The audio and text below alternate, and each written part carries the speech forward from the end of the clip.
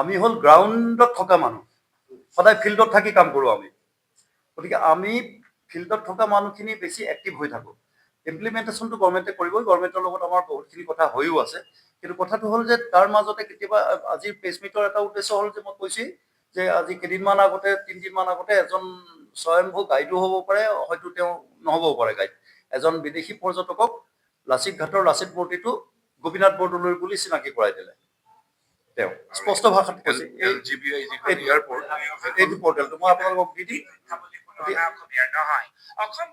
গতিকে এই এনেকুৱা ধৰণৰ যদি বক্তব্য কোনোবাই ৰাখে তেতিয়াহ'লে সেইটো অসমৰ পৰ্যটনটো ভুল পথে যাব। কাৰণ জয়েশ ক্ৰেজি নামৰ এই বিদেশী পৰ্যটকজনে ইতিমধ্যে ফেচবুক, টুইটাৰ, ইনষ্টাগ্ৰামত তেওঁ পাব্লিছ কৰি দিলে এইটো মূৰ্তিটো লাচিত গোপীনাথ বৰদলৈ বুলি। এয়াৰপৰ্টখন মানে হেৰি বুলি কৈছে, লাচিত বৰফুকন এয়াৰপৰ্ট। আৰু দ্বিতীয়তে কথাটো হ'ল যে যদিহে এনেকুৱা ধৰণৰ কথাবিলাক হয় তেতিয়াহ'লে মানুহে আমালৈ আঙুলি টুৱাব। ইতিমধ্যে মোক কেইবাজনো ফোন কৰি সুধিছে যে এই ল'ৰাজন আপোনালোকৰ গাইড নেকি?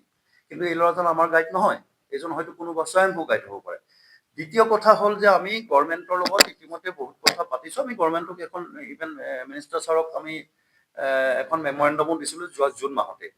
তাতে কেইবাটাও ইছ্যু আছিল আৰু বিশেষভাৱে আমাৰ অসমত পৰ্যটনটো মাত্ৰ 6 মাহৰ, অক্টোবৰ টু এপ্ৰিললৈকে হয়, বাৰিষাত কম কৰিব নোৱাৰি। তথাপিতো বাৰিষা দিনতো আমি কিছুমান জেগাত কিছুমান ছামাৰ টুৰিজিম কৰিব পৰা ব্যৱস্থা অসমত আছে।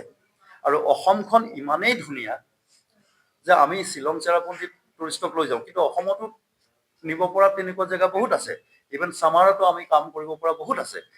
এই কথাখিনি লৈ আমি গভৰ্ণমেণ্টৰ লগত ইতিমধ্যে আলোচনা কৰিছোঁ, কিন্তু বৰ বিশেষ সঁহাৰি পোৱা নাই যদিও হয়তো সঁহাৰি পাম।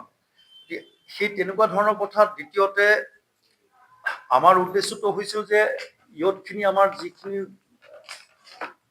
ইয়থ আছে বহুতখিনি আনএমপ্লয়ড হৈ আছে, তেওঁলোকে বিভিন্ন জেগাত এখন গাঁৱতো এটা টুৰিজিম প্ৰডাক্ট হৈ যাব পাৰে। আমাৰ নিজৰে এজন গাইডে লখিমপুৰত তেওঁৰ নিজৰ ঘৰতে এটা মিউজিয়াম বনাইছে। আজি তেওঁৰ ঘৰলৈ অহৰহ মানুহ গৈ থাকে, সেইটো এটা টুৰিজিম প্ৰডাক্ট। বাৰেকুৰিত এজন ল'ৰাই তেওঁৰ ঘৰতে এখন মেডিচিনেল প্লেণ্টৰ গাৰ্ডেন বনাইছে। তেওঁৰ ঘৰত 100 বছৰীয়া পুৰণা গছো আছে, সেইটো এটা টুৰিজিম প্ৰডাক্ট, আমাৰ এই গাইড। গতিকে তেনেকুৱা ধৰণৰ আমি জেগাবিলাক এতিয়া উলিয়াই আছো আৰু তেনেকুৱা কৰাৰ ফলত অসমত যাতে পৰ্যটনটো 6 মাহৰ পৰ্যটনটো এবছৰলৈ কৰিব পাৰোঁ।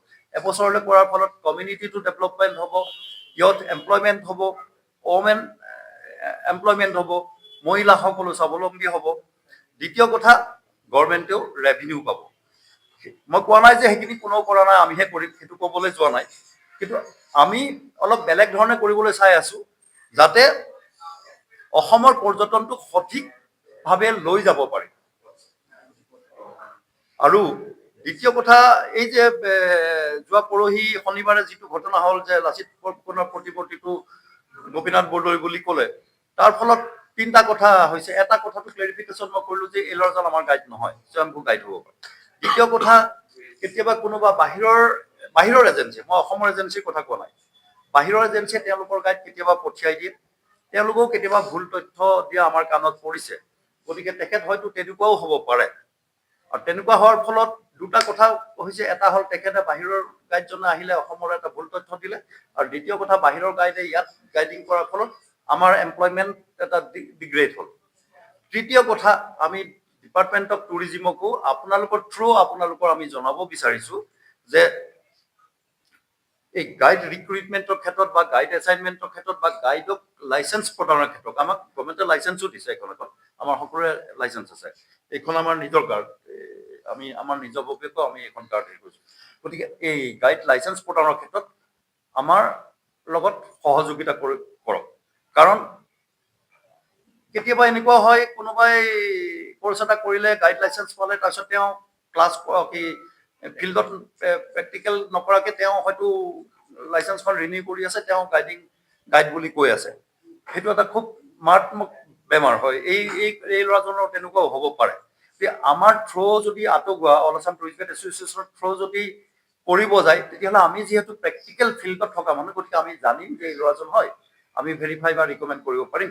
গতিকে ডিপাৰ্টমেণ্ট অফ টুৰিজিমো আমাৰ লগত সহযোগ কৰিব লাগে। আৰু বিশেষকৈ অসমৰ পৰ্যটনটো আৰু অধিক উন্নত আগবঢ়াই নিয়াৰ ক্ষেত্ৰত 6 মাহৰ পৰা এবছৰলৈ যোৱাৰ ক্ষেত্ৰত নতুন টুৰিজিম পকেট অসমত উলিওৱাৰ ক্ষেত্ৰত আমি যথেষ্ট প্ৰজেক্ট হাতত লৈছোঁ আৰু ডিপাৰ্টমেণ্ট অফ টুৰিজিমকো জনাইছোঁ